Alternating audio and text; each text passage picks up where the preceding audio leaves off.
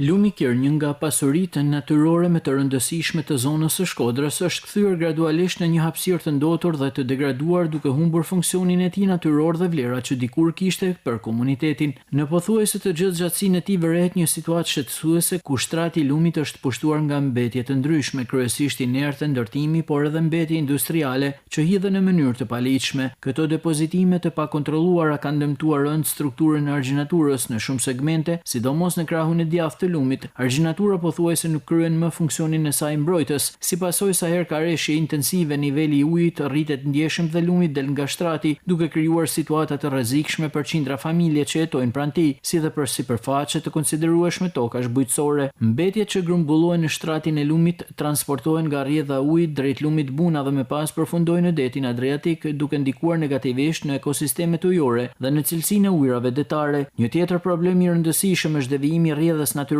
të lumit, i shkaktuar nga grumbullimi i inerteve dhe mbetjeve të tjera. Nëse kjo situatë vazhdon, pasojat do të jenë edhe më të rënda në të ardhmen, duke rrezikuar jo vetëm ekuilibrin natyror të zonës, por edhe sigurinë dhe mirëqenien e banorëve që jetojnë pranë lumit Kir.